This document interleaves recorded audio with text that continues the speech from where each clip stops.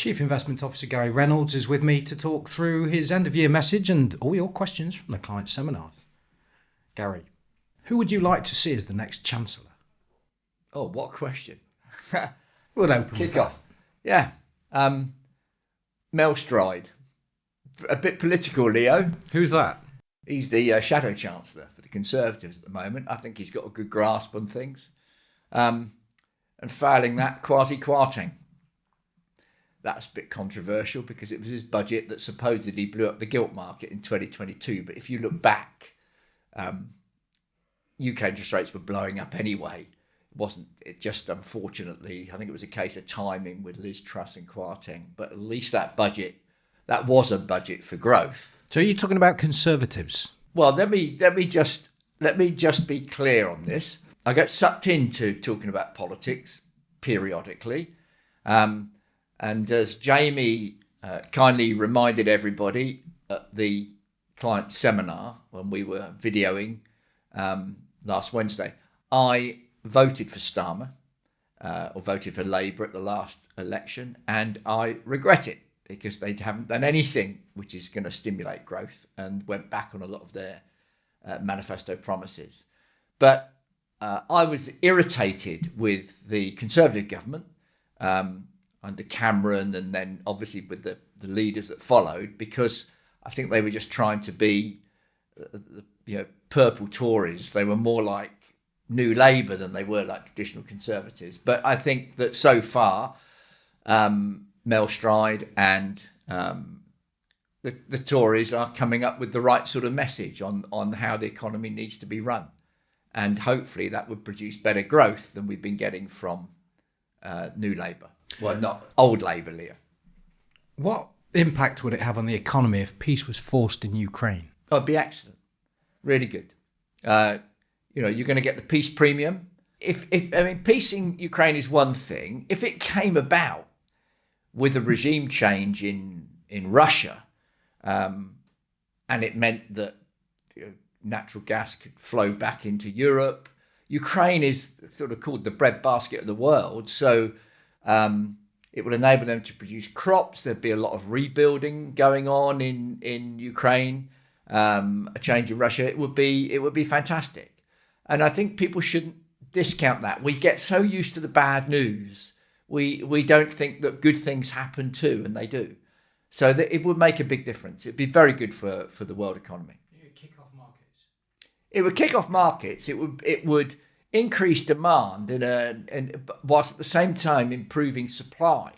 It might have a negative effect on certain sectors. So defence may have a bit of a downturn, but unlikely, because probably a lot of major countries have now got a little bit spooked by what happened in Ukraine and the threat from Russia. And of course, China's goal is national security, as is America, as in now Europe. So I don't think it will have too negative effect on defence spending. I think you're still going to get the premium on economic growth in Europe because Germany starts to set aside its debt brake and increases its spending on defence, and that's going to have a knock-on effect through the whole of the neighbouring economies. So yeah, it would be good. From your data at the seminar, one client said here that your data tells us there will be another market crash in 2027.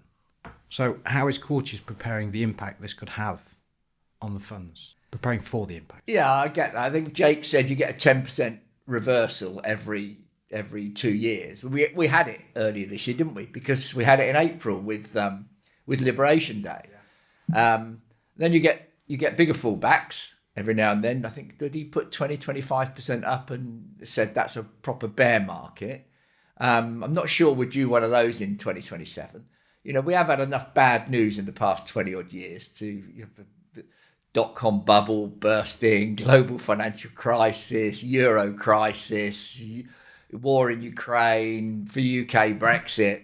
So we've had sort of quite a lot of major setbacks. And to go back to the Chancellor, Rachel Reeves must know that government debt is not a bad thing. So why is she saying otherwise? If we've had all this bad news, why amplify? I'm not sure she does understand that it's not a bad thing. I honestly don't know, Leo. you'd think there would be a body of opinion in this country which was actually putting out a different narrative with regard what's good in the economy. But the two things, it's political. Point one, it's very difficult to say anything good when you get into power, because anything that exists in the economy now was not of your doing. So you talk down the previous government, and therefore you talk down the economy, which you say is bad, and you blame it on the previous government. So she's a politician first and foremost. She's not a practicing economist. She's a politician. So she has to do the politics. I get that. But there's another issue here, and that's that Keynesianism became unpopular. Monetarism has squeezed it out. And so nobody has wanted to stimulate or say we can do more, which was Keynes' way of doing things. And I think, and because of that, no one wants to talk about spending more because it's just dangerous. And just to be clear, I am not advocating more government spending. I'm advocating less government spending and putting money back into the pockets of our businesses and households and let them spend, and you will get a boost on the economy. I absolutely guarantee it. If any Labour politician is watching this, do that, you will get your growth. Do the opposite, tax more, get more public spending, you're not going to get the growth you want. So the productivity issue, is this a public-private sector problem or both? Well, it's both, because productivity is measured across both sectors. The problem is that the public sector tends to be less productive than the private sector. For obvious reasons, it's much more... The reason we tried to move away from nationalised industries is because we found it very difficult to control them. So if you think back sort of 50, 60 years, you're going back to the just post-World War II, 40s, 50s, 60s, we are still one of the biggest industrial bases in the world. But come the 70s, we start importing half of our cars. Our car industry is flat on its back, but it's all owned nationally. Steel is owned by the government. Coal is owned by the government. Cars are owned by the government, British Leyland, and they're all less productive than their foreign counterparts. So the lesson from history is governments have the deepest pockets, and unions tend to know that. So they strike. And once you appease unions once, they tend to come back for more. And you've just seen this with the junior doctors. So Wes Streeting is now livid with the junior doctors because he gave them a 20% plus settlement, and within a very short period of time, they've come back for more. Wes, you're a young man. Welcome to the 70s, mate. You're just going to repeat the problem of your predecessors, Jim Callaghan and Harold Wilson, and it's going to happen. So good luck with your pay policy in the public sector, because the pressure's on for you now to pay more. And interestingly, public sector pay increases are running over 7%. I think the private sector is just over 3%. So when you're getting inflationary push from wage increases, it's coming mainly from the public sector now, not the private sector. Thanks, Gary. There was quite a bit of interest in the fact that James mentioned the VIX can be invested in the VIX index, which measures volatility. Would this not be a really effective hedge against another market downturn? Why wouldn't we do that? Well, buying the VIX against a downturn, you will want to do it when everybody else is doing it. The knack with the volatility is to buy into it when everything is calm and nobody expects anything. It's like having a semi-detached house and buying fire insurance when there's been no issues in your street. But sometimes buying the VIX when people get nervous is like trying to buy fire insurance when your neighbour's house is ablaze. In that case, you either won't get it or it'll cost you a fortune. So that market, the VIX, prices massively. There's another issue with the VIX in that it's a contrived index. So to get a position in it, you have to take a position with another trader, and generally they're one of the big financial institutions, and you're relying on them to determine what the level is at which they're going to pay you. So because it's contrived, it's not necessarily accurate. So I always steer back, but from having positions on the VIX directly. But there are other ways of buying into volatility, and that's buying options. And we do that quite a lot, but you tend to do it when things are calm and you can buy your protection very cheaply. When things get a little bit dodgy, these things cost you a fortune. Options are guaranteeing you a price you can sell back in the future. Yeah, absolutely. You pay a premium, you get the facility to buy at a certain price or sell at a certain price, and if all goes wrong, if nothing happens, you lose your premium. But if the market suddenly collapses and you're holding a put option, it can be worth a lot of money. Speaking of money, cash or digital? Pros and cons. Well, it depends what you mean by digital.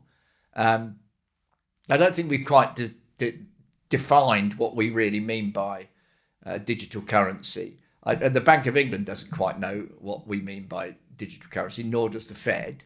But I guess if you're talking about crypto, cryptocurrency, I wouldn't touch it with a barge pole, because you just don't know what's going to happen. If there's this complicated algorithm that works on the basis that you need a certain amount of computer power to solve it, to release Bitcoin or whichever other digital currency you've gone for. If computing power gets a lot bigger, and it is getting bigger with these data centers, they might be able to solve these algorithms in a moment, in which case you get floods of the stuff coming onto the market and the value of your crypto is going to plunge. Well, you've mentioned gaming as a driver for Mag 7, chips and the likes. Yeah. Is crypto, whatever it's doing and whoever's doing it, is that any part of a driver in this tech stocks thing? Well, possibly, Leo, because crypto works on the base of blockchain, which creates this sort of sequence of transactions that everybody agrees is the source of truth and therefore can't be violated. And that's a great way of recording things like who owns a property or what's your tax records. So there's a very good use for it. But so as a byproduct, that might be very, very good. And look, crypto might work. It might, but there's a one anomaly here, right? Crypto's meant to take over. If it was taking over, you and I would be talking about buying these coffees with a Bitcoin, but we don't. I paid pounds and pence for this, and crypto gets quoted in dollars. So tell me, which is the default currency? It is the dollar, which crypto gets quoted in. You'll know it's working when we don't talk about the dollar and we talk about things in the price of Bitcoin, which we don't do.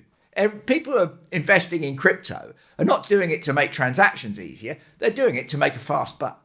Given the value tied up in UK household assets, as I get old, writes a client, why can't I borrow against it to spend money and grow the economy and also have fun? Go and do it. My advice to that client is have fun and do it with the confidence of knowing that in spending your money on yourself, you are benefiting the rest of the economy. That is Adam Smith's classic invisible hand. So go and do it. How does that fare against various differing green credentials? Consuming more, would that have an impact on the environment? Well, they're two entirely different things. I think that it depends what you spend your money on, doesn't it? I mean, if you spend your money on a Ferrari that does 2 miles to the gallon, then, well, you would have done a certain segment of the economy a bit of good, but you wouldn't have done global warming any good whatsoever. So you've got to pick your products carefully. So, if you want to be green, buy an electric car, buy one that is efficient, make those decisions. Lifestyle choices. Yeah, they're lifestyle choices, absolutely. Is ethical investing, ESG, still part of Courtiers' investment selection process? Yeah, absolutely. It's part of the review that we do on every stock we hold in the portfolio, whether that's in the ethical fund or the other funds. So we always consider ESG because good management. You want to be buying into a company that has a bad management track record, or looks like it's it's going to have lots of complaints. So you have to be careful with that. So yes, it's always a consideration. Obviously, it's a much bigger consideration for our ethical value equity fund, EVE, where we have got a dark green policy, which means we are avoiding specific areas of the market to align with the morals of the investors that are putting the money in there. But it's not just that fund, Leo. It's used across the board. Just two more questions then, Gary, if I may. How is Courtiers adjusting its portfolios to take account of the demographic shifts, such as ageing populations, higher dependency ratios, and migration trends? The shift in the way the world works. How does Courtiers keep up to date with that? Well, the shift in the way the world works is as people get older, they spend more. So you're getting a much more spending from the older population.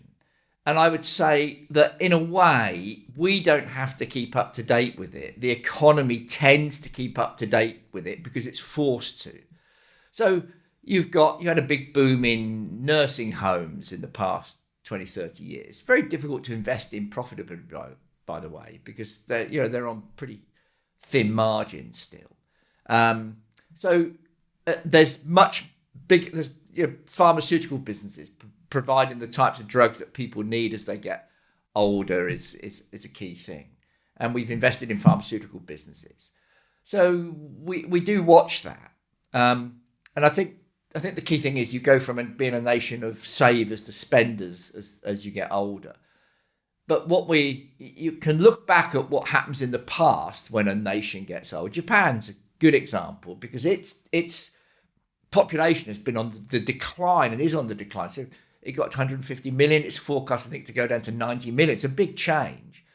But there was a worry previously that there wouldn't be enough young workers to support older people. But the trend is doing too, as people are living longer, they're tending to work a bit longer. So they're fitter into their 60s and they go on working for a bit longer. And technology is enabling the services to be delivered to those people that need them in a more cost-effective fashion. So AI and the demographics are perhaps coming at the right sort of time. And perhaps it's the demographics actually indirectly driving some of the AI, knowing that as we are cresting, we're hitting a peak in terms of the number of people in this country and that the average age is going to go up. We can't rely on a huge number of young workers coming through to take the roles of the people that are retiring and to look after those older people in retirement, especially critical if we're going to cut back on immigration. So I think it makes you more aware that the technology is being needs driven, and that suggests that we'll find in 10, 20 years time, AI being used in a whole host of different ways to service people. Does this change where you focus on potential companies to invest in, or does it affect the strict criteria that you and the investment team follow before deciding there is no reason not to invest in a company? So I think it's very important to understand that whatever view we have on the economy, where things will go, forecasts are notoriously inaccurate. It is very difficult. If you were around in 2000, I'm not sure you would have forecast what things would look like in 2025. Would you know that Google went from being a theory on an academic paper in the late 90s to being the gargantuan global business it is today? I suggest not. So you have to be careful. So what we do, we certainly take account of what trends we think are happening. But you know that these economic trends will disrupt. So what you try to do is invest in businesses which, if they're disrupted, will at least give you some money back, won't be catastrophic for them. And that kind of then comes back to probably why we're running less than 4% of our total equity holdings in the Mag 7, where they form 21% of global equity markets. And the reason is they are the most exposed to future disruption. So disruptors get disrupted. So you've had a good year with the funds. It's been a great year this year, yeah. If you said to me, do you want this year again next year? I'd say yes, please. So I've got some numbers here, Gary. The total return cautious risk fund return 9.7%, total return balance 13.5%, and growth up at 17.4% return. You're all happy with that? Yeah, I'm going to have a good Christmas, Leo. And you outperformed the Mag 7 in the growth fund. Growth fund outperformed Mag 7. Mag 7 didn't outperform the S&P 500. So if anybody wants to be a purist, they could say, Gary, you predicted that Mag 7 would underperform, and yet it outperformed the S&P 500 again, and that's true. But it didn't outperform us. So I am more than happy with that, Leo. You said if you could see this again next year, you'd be happy. Yeah. How do you expect the funds to perform throughout 2026? Well, the thing is that there's still a lot of good value out there. Once you look at the big expensive stocks where you're going to pay a lot of money for them, and you think they've got to do so well to justify their current valuation. Nvidia early in the year was valued at over $5 trillion. You could buy $5 trillion. You could buy every company in the FTSE all share. Did I see you could buy Germany with that? Well, it depends. Yeah, that's a bit of artistic license. Did I make that up? I don't know. Well, you could buy the stock market. You couldn't buy the German economy for that. Far from it. I mean, it's a bit like that statistic in the late 80s where the Imperial Gardens in Japan were worth more than the whole of California real estate. It's they've added the real estate up in a way that makes the example funny, but it does highlight the severe imbalances. Why would you want to own one business doing one thing when you could own the whole of the FTSE 100 and the next 250 and the rest of them, nearly 600 companies, and still have about £750 million left to stick in your pocket? It's a non-brainer for me. And that's why one of the reasons we outperformed the Mag 7 this year is because we tilted towards the UK, which we thought was very good value. And as Jake and James mentioned, because we got a lot of things like mining companies in there and metal prices have been going up, we did well. Good, yes, and the equity income funds, the UK Equity Income Fund, Courtiers Global ex-UK Equity Income Fund, and the Courtiers Ethical Value Equity Fund, returning 15.3%, 16.6%, 16.4% respectively, and Courtiers Investment Grade Bond Fund holding steady as a low-risk investment at 3.3% return. 3.3%. Yeah, and I was pleased with that. Because, well done to you and the team. Because it was a good year. I mean, the bond fund did what it does. It delivers a modest return at pretty low volatility and gives investors a hedge against equity risk. That's what it's meant to do. And gilts didn't have a great year, which means what the return on the bond fund shows you how difficult it was to get a decent return on fixed interest. So Cautious Fund has got to have at least 40% of its assets in lower risk holdings, which means it's going to lean towards bonds, but it's still delivered just under double figures. So it was a good year. And if you look at the volatility on the growth fund, which is the most risky of the three multi-asset funds, it was just under 12%.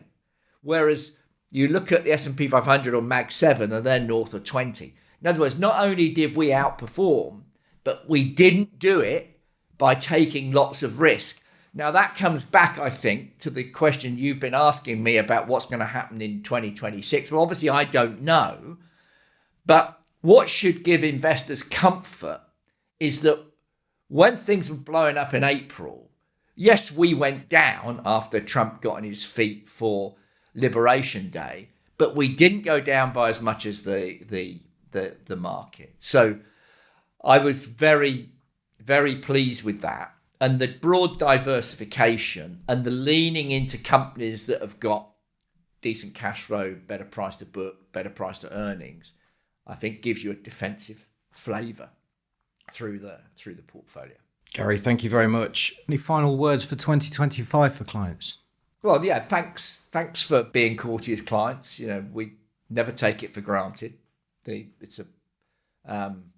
We'll go on doing our best for you. I think I perhaps also would give a shout out, if clients don't mind, to the investment team that did a fantastic job this year. They worked very hard. They are a good group to work with. So they did a fantastic job, and we'll get our heads down and try and do the very best we can for everybody in 2026 and beyond. Gary, thank you very much. Wishing you a great Christmas and a Happy New Year, but I'll be seeing you before then anyway, I'm sure. Yeah. And Happy Christmas to everybody listening to this, Leo. Thank you very much, echoing Gary's sentiments, for trusting Courtiers with your wealth throughout 2025. If you have any more questions, or if we didn't get round to answering your questions from the client seminar, please do get in touch with your advisor or contact us through the website.